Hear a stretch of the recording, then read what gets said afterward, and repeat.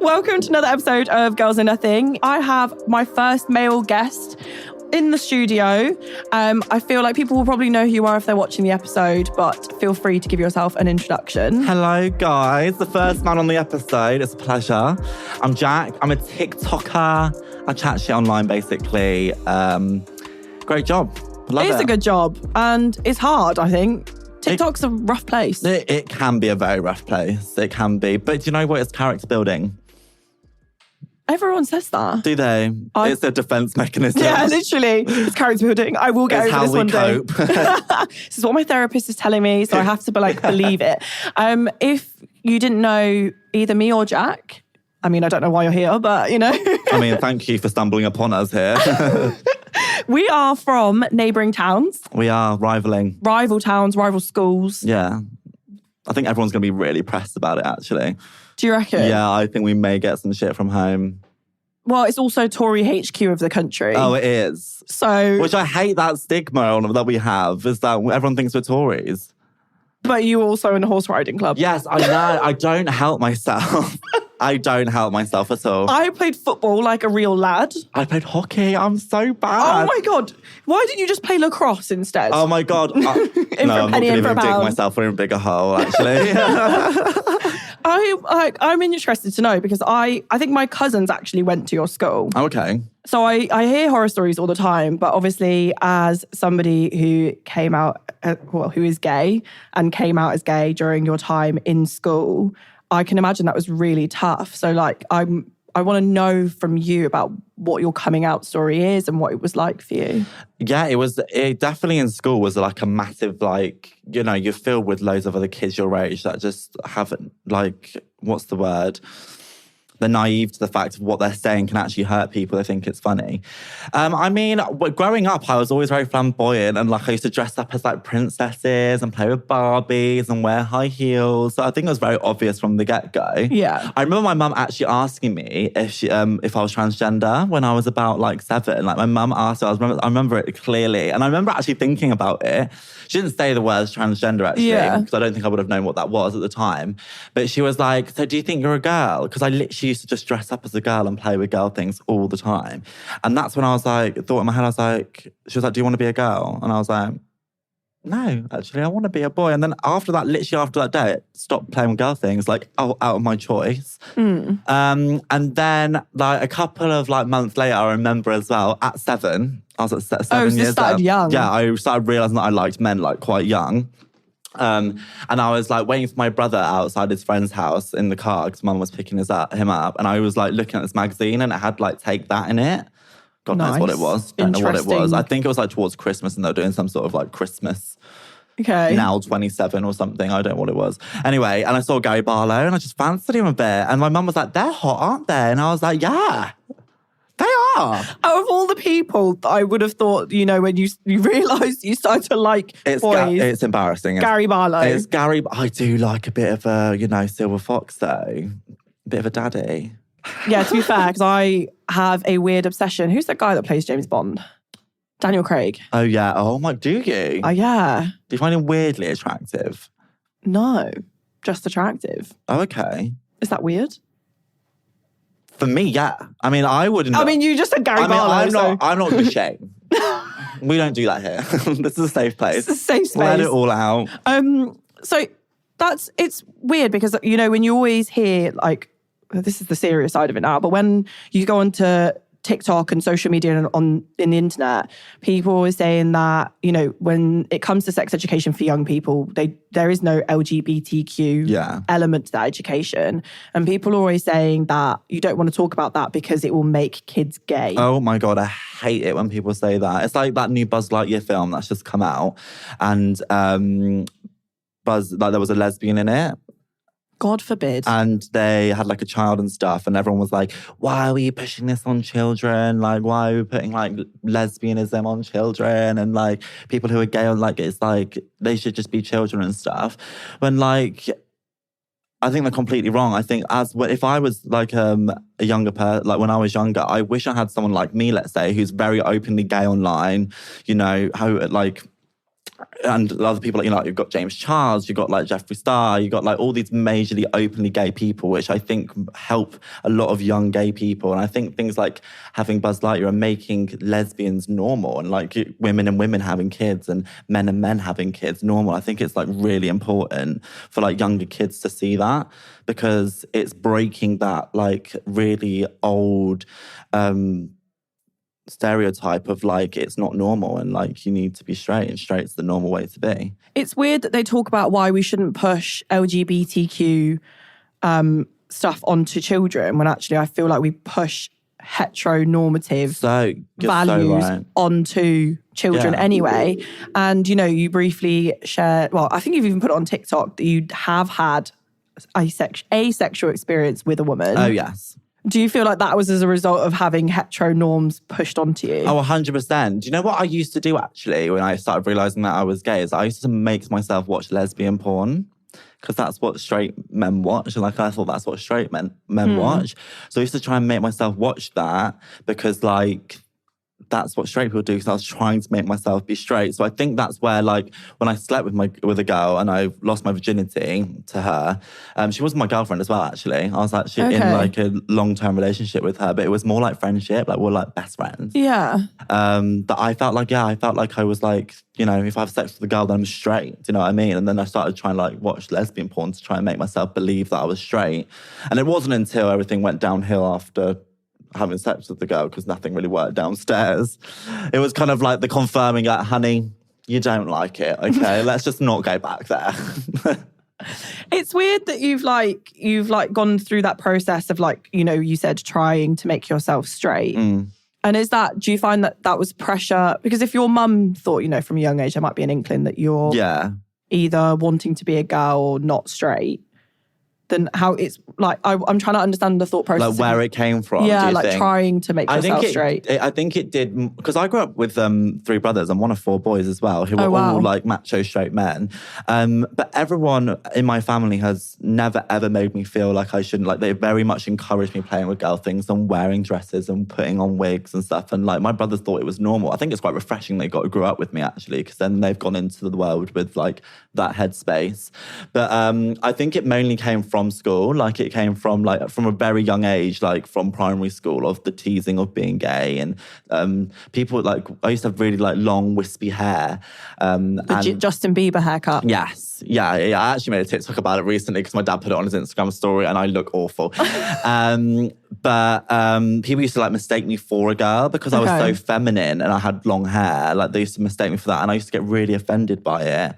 I don't know why, because I think it's because they were saying it like to try and offend me.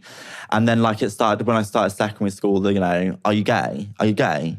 Are you gay? And I'm like trying to deal with it myself. And when people are like saying it to you, you know, you just want to prove to them that you're not, because you just want it to stop, because you feel embarrassed and humiliated that they're saying that to you.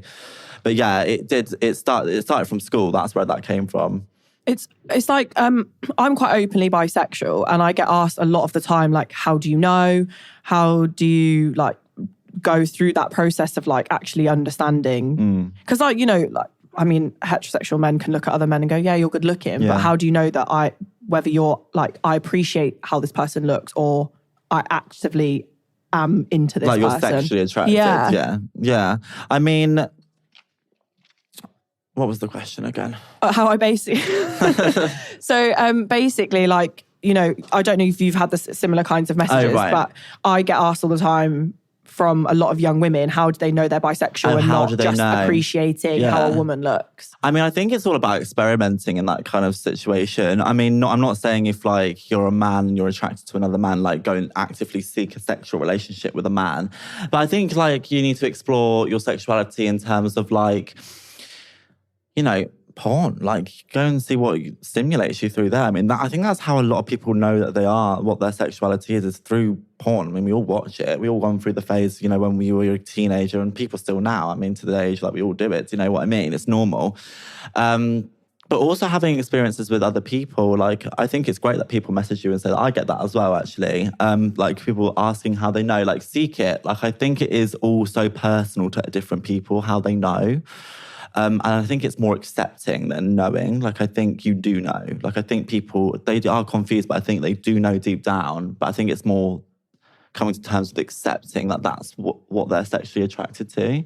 Yeah, because I think sexuality is always a journey. Yeah, it's such a journey. But I think, do you ever think maybe, because obviously you said that your home life was very supportive. Yeah. Do you feel like if you felt like your school life was more supportive, you would have come out earlier? Oh, 100%. I say this all the time, that I regret not coming out earlier. Because I always say this, like coming out's like bungee jumping, right? Bear with. So, You know, right? So you're on this ledge, right? Okay. And you're looking down over this ledge and you're thinking, if I jump off this cliff, I'm going to go splat on the floor, dead. That's it. Worst thing that could ever happen, right? But then you actually jump off the cliff and you realize you're attached to like this elastic string and you'll bounce straight back up and you're absolutely fine and you want to keep doing it over and over again. Yeah. And that's what I say about coming out. It's like once you've done it, you're like, oh my God, that was easy. Liberating. Yeah. Like I wish I'd done that sooner. It's one thing as well. So obviously, like we know which are schools that we both went to. Obviously, you went to a mixed school. Yeah. Do you feel like that made it harder or easier to be gay? I don't know, because I think if I went to a boys' school, an all boys school, I wouldn't have my girls. Do you know what I mean? Like women have been like my allies the whole way through school. Like majority of my friends are women. I do have a lot more male friends now I'm older, but like back then, like women were my go-to, my safe place. They accepted me. I was allowed to be expressive, and I'm very overly feminine and camp. So like it was like, I was kind of just like one of the girls, you know what I mean? But like I think maybe it would have been easier for me to be gay at a mixed school than it would to be at a boys' school. But then I wouldn't know, because I have got friends from the Didcot boys' school that were gay and were openly gay, and they were like, and it was fine. Yeah, because so obviously, like I went to an all girls. Yeah. And a lot of girls I know, like through school, where they were experimenting with bisexuality or whether they were lesbians. Yeah. And I felt like, I don't know if it was just because of the girls that were in my school or because it was an all-girls school, it kind of felt a bit more accepted. You obviously get the like whispers in the corridor, like, oh, so-and-so. Oh, yeah. But I felt like it was more accepted than, and like knowing my brother went to the boys, but I was conscious that if my brother decided or like not decided, but wanted to come out as gay, he's not, but would he feel he could do that and be safe doing that? Yeah. And I've never experienced a mixed race school. Mixed race? I have experienced a mixed race school. I've never experienced a mixed gender school. Yeah. So then I just don't know. To be honest, it was, I mean, I feel like you're going to get the same kind of experience in terms of, your children at school. And it was the boys that bullied me at school. It wasn't the girls. Like I didn't get anything from girls. I was one of them. I loved it. I did PE with the girls. That's where the horse riding came in. Well, But yeah, it was definitely more boys. So like from my experience, people who have bullied me have been men. So I feel like if I was at an all-boys school, then maybe the bullying would have been worse. But that's only based off like what I've experienced. You know what I mean? Like I said, my friends who are boys, I went to an all-boys school and were openly gay there. They were fine and everyone was accepting, and it was actually not even seen like bad or like, they weren't teased for it at all at that school. So I guess I think it's just different, and it just depends who it is at what school. I don't think it matters. Do you what was bullying like for you? It was intense. I'm not gonna lie. Like it was really, really intense. I don't think I've like properly spoke about it on my social media. Like I'm quite a jokey person, funny. I make jokes about things. So like on my social media, like I'll make funny jokes about it, like, oh, got bullied, ha, ha, ha, ha, ha. But like it was, like a lot of my trauma comes from bullying, from a school. Like I just told you before that we started filming that I had to get a harassment order against my bully at school. And that was after I got pinned to the floor by two boys and had my face stamped on by them at school.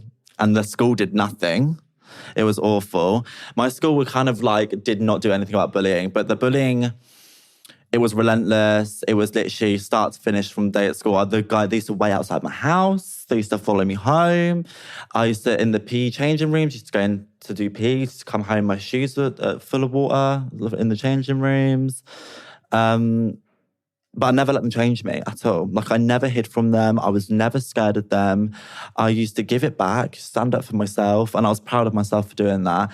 And my mum always says this. She goes, you've never, ever changed for anyone. Yeah. And that's one thing that I would always say to people. And I say it to people, like, I go live on TikTok a lot, and I get a lot of queer boys and girls come onto the live and go like, I'm getting bullied, what do you do? I say, just ignore it. Ignore them. They want you to give a reaction. And that's something I wish I did more, was ignore them, because I gave them what they wanted. And maybe I taunted them on to come on to me more. But one thing I would always say is just ignore them. Don't give them the reaction and carry on being the bad bitch that you are, and know that that's your worth. And there's one quote that I really love, and it's, don't try to fit in if you're born to stand out. Yeah, and I feel like gay people, queer people have been born to stand out because it's not seen as normal.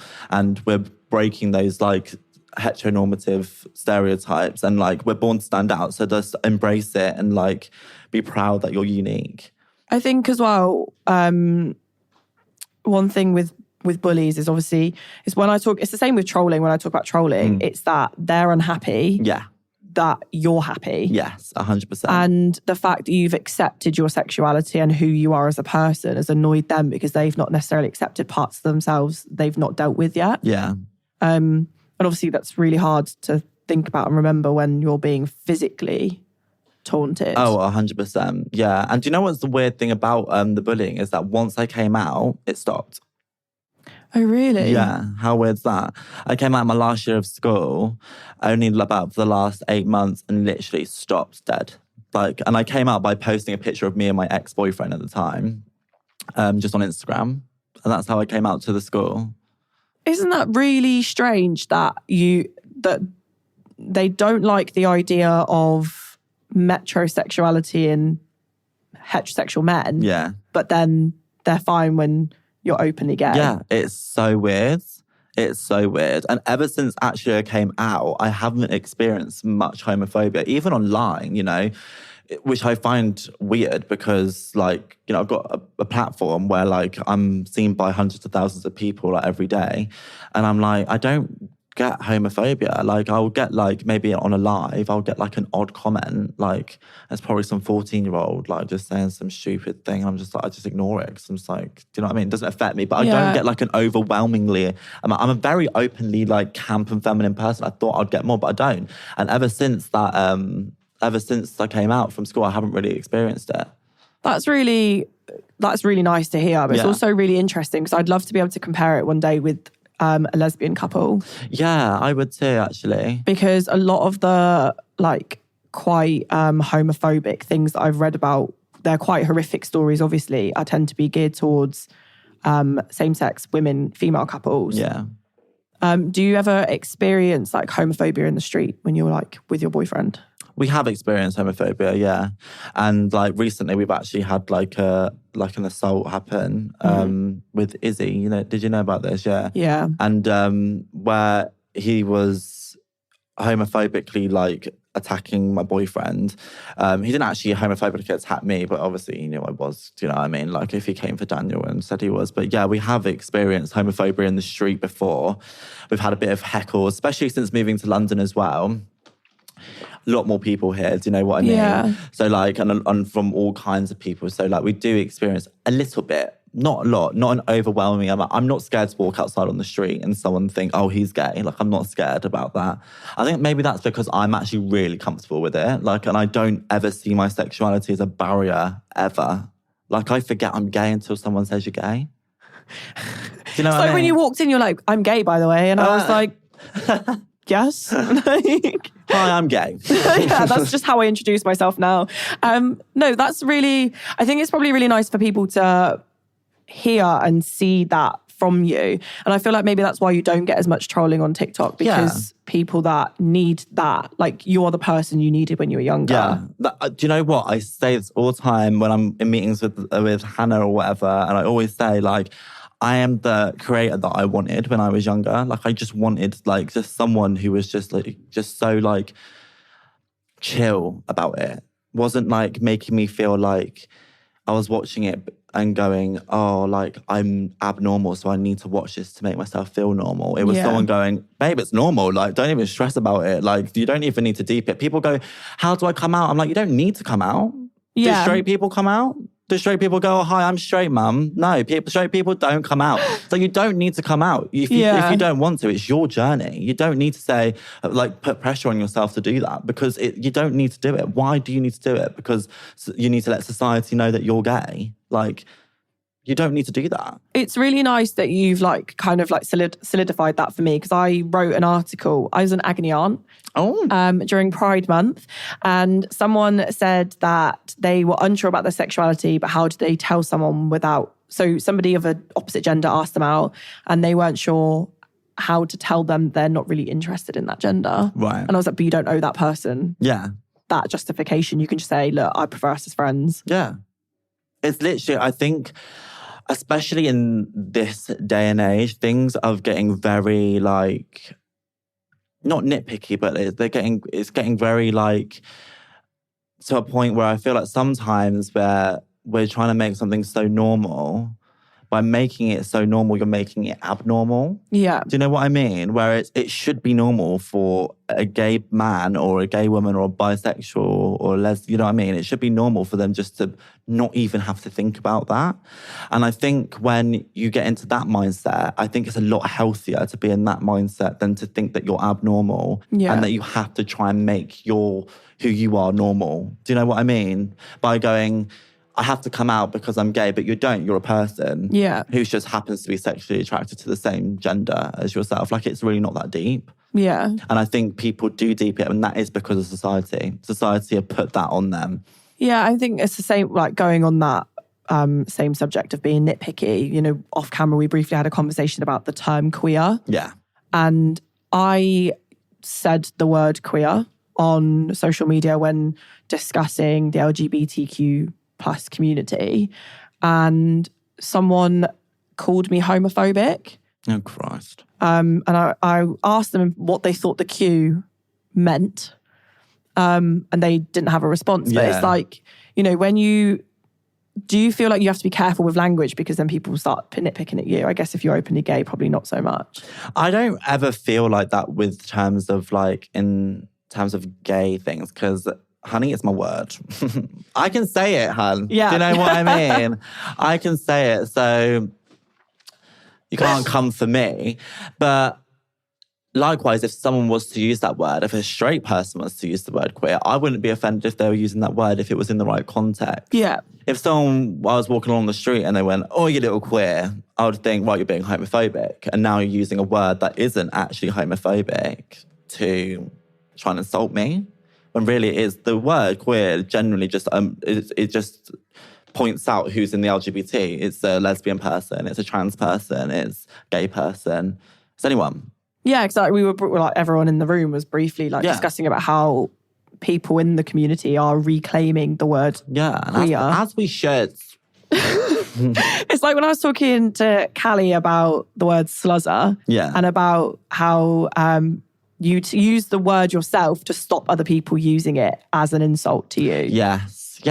And I think that's what we've done. I think that's what we've done. I think there's other words, homophobic words as well, that we use as well, like just to like talk to each other, just because we're taking the piss out of people that like to take the piss out of us.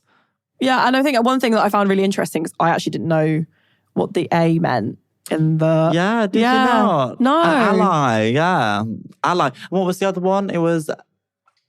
asexual, that's one, See, I thought it was asexual. Yeah, but I didn't realise that... You know how like it's LGBTQIA, it's actually AA? Okay. There's actually a lot more letters, and I think there's numbers now in it as well. But there's a lot more numbers after that. That's just abbreviated. Okay. So yeah, I was actually saying, on which I hope that I can educate some people who are watching as well, that the A means ally. So if you're a straight person and you're an ally, which means, you know, you are accepting of the LGBTQIA, it means you're part of the LGBTQIA. Yeah. Do you know what I mean? It's weird because, like, you know, during Pride Month, I got a lot of stick for being like, what about heterosexual people? We don't have a month. And I was like, you also... Christ the Lord. I hate it when that conversation comes up. Like, what is wrong with you? I was like, when you have the same hardships it's a privilege. as gay people, let me know. Yeah, it's literally their privilege. You know what I mean? That's such a straight person privilege, that is the thing. Where's my pride? Or honey, were you suppressed? Were you killed? Was it illegal to love who you love? No, it wasn't. And also, pride isn't about just gay people. It's about equality. So if you believe in equality, you're celebrating equality. Do you know what I mean? It's not just about gay, lesbian. It's about genuine equality. Yeah, because like you see stuff all the time. Like I think somewhere in London that I've walked past, it had lights in a tree that said love is love. It doesn't say no. Gay love is love. Yeah. It just says, love is love. And that's it. It's as simple as that, really, isn't it? And I think it's the same thing about, sexism and racism and homophobia and transphobia. It's genuinely, we're all humans. Yeah. We're literally all humans, but we're all fighting for human rights, and it doesn't make sense. Like, we're literally all exactly the same. We're humans, we're the same species, but we're all fighting against each other because we look different, or... Yeah, we don't have the same lifestyle. Yeah. Do you know what I mean? Like, it's like, Jesus Christ, it doesn't make sense. I tweeted that, actually. We're all humans fighting for human rights. It doesn't make sense. We all still need to shit at the end of the day. Do you know what I mean? That's a very humbling experience. We all sleep. Like, do you know what I mean? It happens. We all do the same stuff. So it's just like, I don't understand. Like, I think the world's been made so complicated, and by all these stupid labels. I'm really appreciating the gun fingers. It's the I really want nails, like acrylic nails, so I can do the gun fingers and I put the middle finger up. I was gonna say, like, this is his like chance to prove that he's not Tory. I'm not Tory. Yeah. So I was just like, have you ever played rugby? That was like the first question I I will not play rugby, I'll tell you that for free. So if that can take me off the Tory list, I will not play rugby. As I said, I did PE with the girls. I did netball. Okay. Yeah, I was actually on the netball team for school. Well, I like the first thing that you came for was horse riding. Yeah, I have had horses my whole life. Yes, I know, but I'm not a Tory. I've literally been sat here like praising gay people here, okay? I am not a Tory. Yeah, that's very true. So I think I'm off the hook. It's, I was like, do we really want to go into the whole politics of being gay?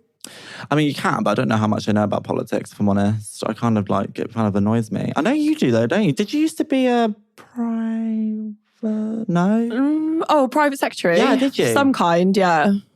Sounds political. How fucking weird. Like, are you looking at my LinkedIn or something? No, I just watched you on Love Island, love. Oh, I'm sorry. Also, Hannah thinks you're going to be an MP one day, by the way. Hannah? Yeah. Oh, I thought you were... What, did you not watch my interview with Nigel Farage? No, I didn't. Fake fan, sorry.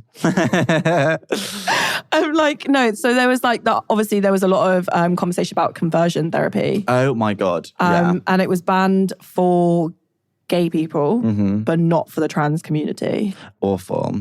I think it's just like, if you're going to give it to gay people, why are you not giving it to trans people? Surely, if you're giving it to gay people, it's the same principle as you would give it to a trans person. Do you know what I mean? Yeah. It is the same principle, isn't it? Because it's like basically telling someone they're not who they say they are. Yeah, and the same, right, well, we're gay people now, we're going to not try and force you not to be who you are, but trans people, yeah, we'll let that happen.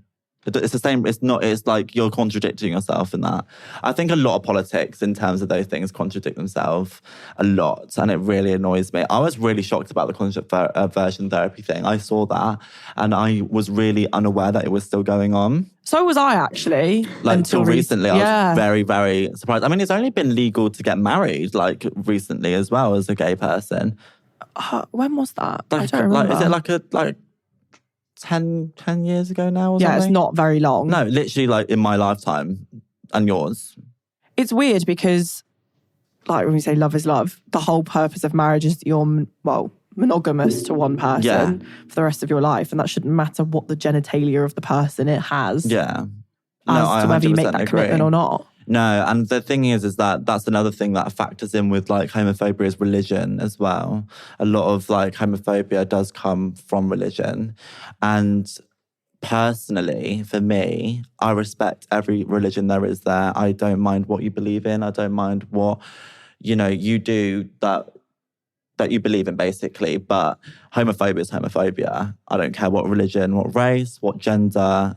If you're homophobic, you're homophobic. And, you know, I think that a lot of gay people are religious as well. And I think they find that very difficult to deal with in religion. But I think a lot of it does come from that. I mean, I was actually christened as a Christian and I went to a Church of England school and whatever. Never was I taught that gay people are wrong. Never ever heard that either. So I'm not a Christian though, at all. But I did go to church and stuff and I never saw that and stuff. So like, I feel like sometimes it's used as a bit as an excuse. Yeah. If I'm honest. I mean, that is interesting because I've never, like, I have religious family and I've never, like, it's never really crossed my mind. No. Because, you know, what you do in your spare time doesn't impact my life. So why should I make it my problem? I actually was at London Pride this year and I made a video that went really viral on TikTok because this man was walking around with a sign, like a big man-side sign, like wrapped around his neck, saying, Jesus is coming, you're all going to hell. And he was going around with a big microphone. So I got my phone in my pink crop top. And I went in front of him and I went, bring it, baby. And I just thought, do you know what? Oh, I've seen that TikTok. And I was like, bring it, honey. Like, come on. Jesus is coming. Like, where is he? Like, where is he? Is he come for us? Because the queer community don't like cold anyway. Do you know what I mean? So it's things like that where it's just like, come on. And I think that they're actually letting themselves down a bit because I feel like that, like I said, I've never actually experienced a Christian or actually any homophobia from a religious person. But I know it's out there because I know it's taught not to be like that. And there's arguments on the internet and whatever. But I've never experienced that. And I think they're letting themselves down in that sense where it's just like, you know, you believe in what you believe in. I'm respecting that. Respect us as well. And now you're letting yourself down because you don't have a leg to stand on now because you're being a bad person now. Do you know what I mean? Yeah, no, definitely. So like you don't have a leg to stand on in terms of, you know, I'm saying I respect you and your religion and you can do your religion. It's the same principle as you respecting me and who I want to love. Yeah. Do you know what I mean? Yeah, of course. I think as well, when earlier, we're going to swiftly move topics, but you know, earlier you were naming some gay icons on the internet that have like kind of paved the way for men to be able to freely express themselves through makeup and stuff like that. You are Mark Hill's first male ambassador. I know. How did that come about? I don't really know, if I'm honest. I literally just got a message from a manager and it was like, so do you want to work with Mark Hill? And I was like, Mark Hill? Like, what am I gonna do with Mark Hill, if I'm honest? But I think I'm liking that I'm paving a bit of like a path in like the male influencer community because I think it is kind of harder for like male influencers to get a bit of work. Yeah. You know, because it's more like fashion and makeup and stuff. Do you know what I mean? Obviously, like Mark Hill's a hair brand and stuff. And when Hannah told me that I was the first man to work with them, I was like, oh, what am I doing that's like different to like everyone else? You know what I mean? But I think being the first man and like being the first man on like HLD as well and like being the first man on the podcast, I'm giving men a good name here, aren't I? Really, I'm repping them. I'm showing you it's we're not all bad. I did get asked if I was going to have male guests on the podcast, and if I wasn't, then am I not being any better than people who are misogynistic? Got you. Well, I think that having me on the podcast is kind of the same principle as why you started the podcast in terms of, you know, you started it because you felt like women had a bit of an inequality against the world, and same with gay people and trans people and lesbian people. So I think it's fitting, my love. I think it's fitting. It's got the same principle. You really gave me like old grandma vibes when you... I've got the new vocabulary of my love. I keep saying it. I don't know where it's come from, but I'm just looking at you being like, if you're from London, then how has he got that? It's definitely not from where we're from. I don't know where I've got it from. Yeah, maybe Kane and Yan. Yeah, two other TikTokers. I was going to say, I don't know who they are. So. No, I'm really hot, by the way. Are you not hot right now? No, because I've not been drinking. Drinking? Like Asian glow. What do you mean, alcohol? Yeah. You've not been drinking alcohol? I've been drinking alcohol. I know, I'm saying I'm not hot because I get Asian glow. Oh, right. Well, lucky you. I'm just getting dewy mess. That's all right. You'll look fine on the podcast, don't Okay, worry. I hope so.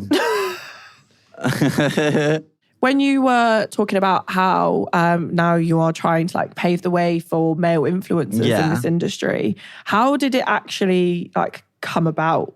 So basically, I actually posted a video about slagging off my mum. It's a good place to start. Well, you know, it was a coping mechanism, really. Sorry, mum. Soz mum. It was, and I posted a video about my mum and it blew up. I think got like 500k. And it's a lot of views. I'm not saying it's not a lot of views, but it is a lot of views. It got about 500k, and that was my first video that I posted. And I've always been like the funny guy, do you know what I mean? Like everyone's always laughed at me, and like I've always been told I'm funny. And like my auntie and my cousin Lucy and Imi, I've got a lot of my humour from them. Like they're hilarious, and a lot came from there. So like after I did that, my mum's like a complete lunatic. Like she's actually balmy. My family is like balmy, right? Like it's like we should be the Kardashians. Like we should have a show because it's just like ridiculous. So I thought I can just start making videos about my family, and it was just doing really well. And like I would just make videos about the arguments that we would have, and I think people found it very relatable. It was all in lockdown. So like everyone was kind of like had nothing to do, and I think they all found it relatable, and they all spoke to their mum. I actually gained quite a large like middle-aged women following as well from it. Oh, interesting. Like mothers themselves, and I still do. Like I get like mothers come up to me on the street, but like, oh hello, I love you, and I'm like, oh, didn't realise you're my demographic. But so I started doing that, and then I moved out. I was still living in Wantage at that point. I moved out with my friend, and I wasn't living with my mum anymore, so I lost content. And then my account actually got deleted, like completely permanently banned, and I had to restart a whole thing. I was like, I hit 200k at that point, and I've been doing it for like a year. This was like in 2020, and my whole TikTok account got deleted, and I thought that was it. I was like, well, there's my career gone. I wasn't earning any money off it at that time, though. Do you know what I mean? I wasn't monetized. It wasn't really a career path for me. I was kind of just doing it. Like, I was just like, because I got views and like the attention kind of thing. So then I started... You really liked attention, though. So then I started a new TikTok, and I kind of just went to film anything I wanted. I didn't have any structure, any niche, nothing. And then... built on it. And then I started like self-managing myself. And, HLD was my first ever management. And I've been doing it for 2.5 years, coming on 3. So I've been managing all my emails, like all my like brand deals, all everything like that for the last 1.5 years before I signed to HLD. And I was doing all of that, and then, which was so hard. Like, I had a full-time job. I was a nursery teacher. Oh, really? Yeah, in one term, I was a nursery teacher, which I actually really loved. I loved doing that, especially with like the boys who wanted to wear dresses. I was like, yes, put the dress on. Put it on, let me paint your nails. But yeah, I was like, I did that a lot with them. And then, I was managing all my own emails, and like I was doing all the business side of that. And like, I'm a business. So like my TikTok account is a business in itself, and I'm like running it, my business, which is me. So I was like kind of running that. I had a full-time job, had to film, had to do this brand deal, had to like negotiate. And we all know what brands are like, and we can all say that they're sometimes a pain to work with. No, you're not. I love you. Please pay me. And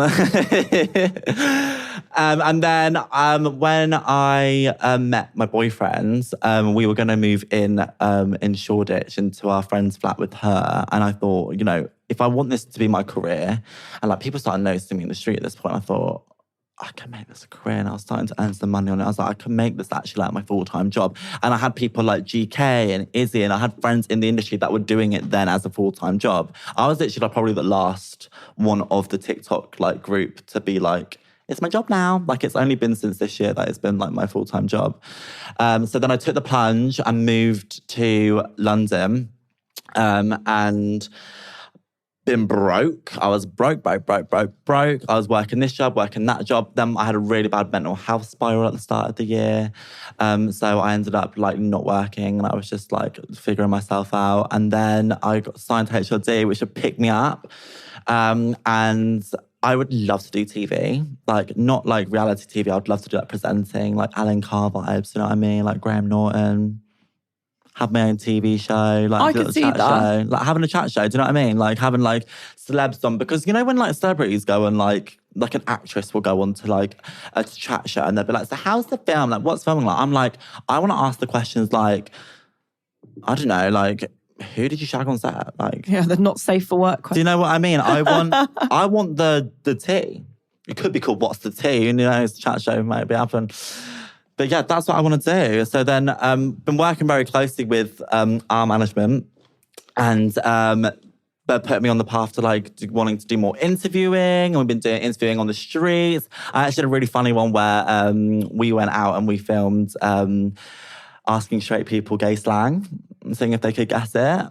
It was so much fun. Wasn't it fun? It was so much fun. I loved it so much. I've done a few more as well, but like it was so much like getting into it. I was like, what's the top? What's the bottom?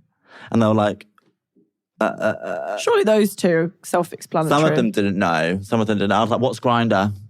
Tell me, what is Grindr? And then they were like, it was a lot of fun. I really enjoyed it. I love putting them on the spot, making them feel a bit uncomfortable. That's why you want to be an interviewer. Yeah, I do. I want to ask the questions around there. Like, It's weird that it's not weird, but like I couldn't picture you as a nursery teacher. really? So I was going to ask you like what you did before or what you would be doing if TikTok never existed.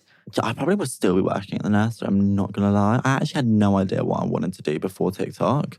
But yeah, the nursery, I actually really loved it. It was like, you know, I got paid to play with Play-Doh all day. Do you know what I mean? Like, it was so much fun. It was so much fun. And they were like your little best friends and they like adored you. It was so cute. And I was so gutted to leave.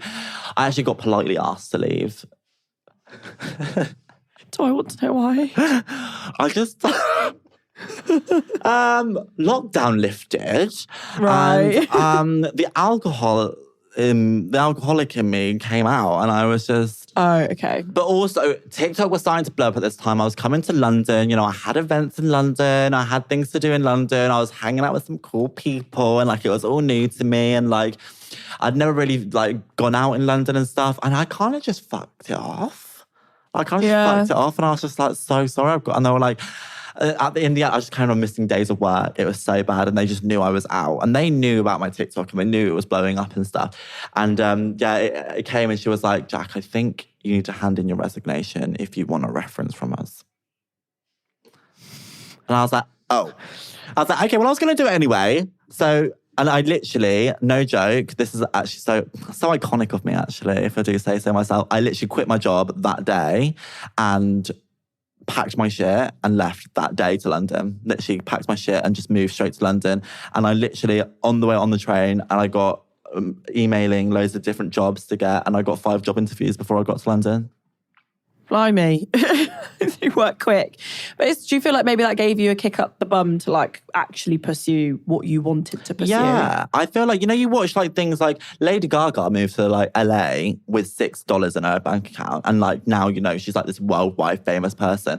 I was like, I've got to go through the struggle. If I want my dreams to come true, like I don't want my career just to stop at TikTok. I don't want to be like an influencer for the rest of my life. I want to use it as a tool to become like a bloody superstar. Fucking take over the world. Do you know what I mean? Wear meat dresses on the red carpet. Yeah. Do you know what I mean? It's like, obviously, well, I don't know how comfortable you're going to feel talking about it, but, you know, earlier when you were talking about when you moved to London and you had like that bit of a mental health struggle when you were trying to like, you know, manage your dream, but also be grown up and deal with like responsibilities and stuff. It was hard. It was a lot hard. Luckily, I had an amazing boyfriend that helped me, and it was a very new relationship. We moved in together after 2 months of being together. It was really quick. My commitment issues say no. Well, in the gay world, we've been together, just over a year now. That is like 10 years. You've got a dog and a cat. So we're like solid now, like in the gay world. Like it doesn't happen.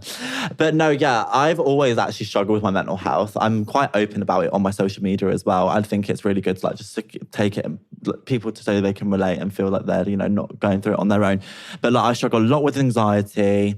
I've got a lot of past trauma from my childhood that like I went through a lot of stuff in my teenage years, like with my stepdads and stuff, which I'm now, as an adult, reflecting on it and realising where those triggers are coming from. And like, You know, I have gone to therapy here and there, nothing crazy though. Like, and Daniel, my boyfriend, has literally been my therapist because I've literally been the most mentally strong ever. Like, I'm standing on my own 2 feet. Like, I can like rationalize a lot better now. But like before, when I was going through that, it was the worst time, like mentally, I've ever felt.